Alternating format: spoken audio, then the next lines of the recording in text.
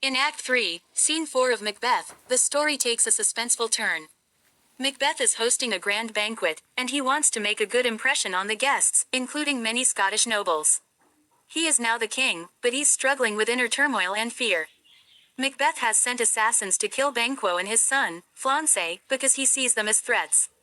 Remember, the witches had prophesied that Banquo's descendants would become kings, and Macbeth cannot bear the thought of losing his throne to Banquo's line.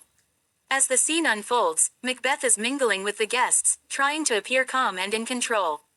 Lady Macbeth, too, is doing her best to maintain the appearance of a royal, confident couple. But underneath, Macbeth is anxious about the murderer's success. During the banquet, one of the murderers arrives to inform Macbeth about the assassination attempt. The murderer tells him that Banquo is dead, but Flaunce managed to escape. Macbeth is disturbed by this news. Although Banquo is out of the picture, Flaunce's survival means that the witch's prophecy could still come true. Macbeth realizes he still has a reason to worry about his hold on the throne.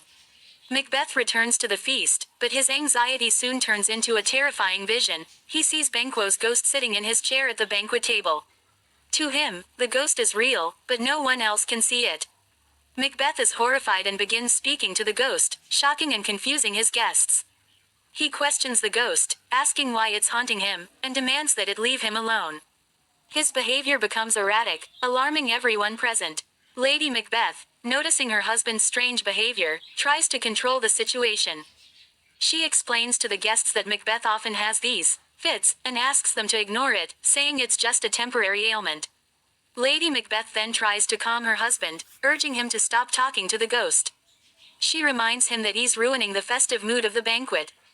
But Macbeth cannot ignore the ghost. He is overcome with guilt and fear. This haunting, he believes, is a punishment for his crime of killing Banquo. As the ghost disappears and then reappears, Macbeth becomes more agitated.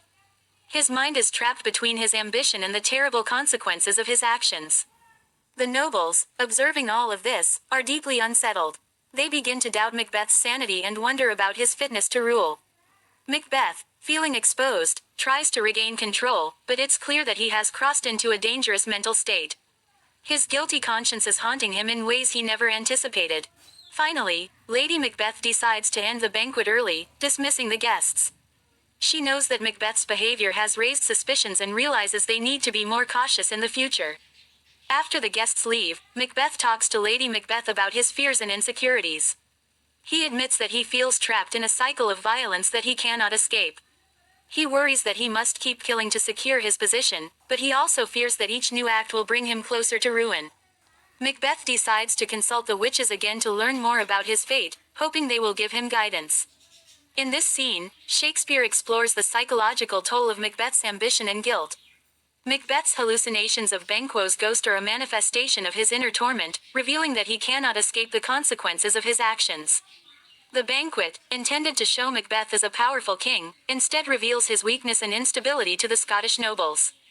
Lady Macbeth's attempts to maintain control over Macbeth and the situation highlight her struggle to keep up the appearance of strength, even as her husband crumbles under guilt. This scene marks the beginning of Macbeth,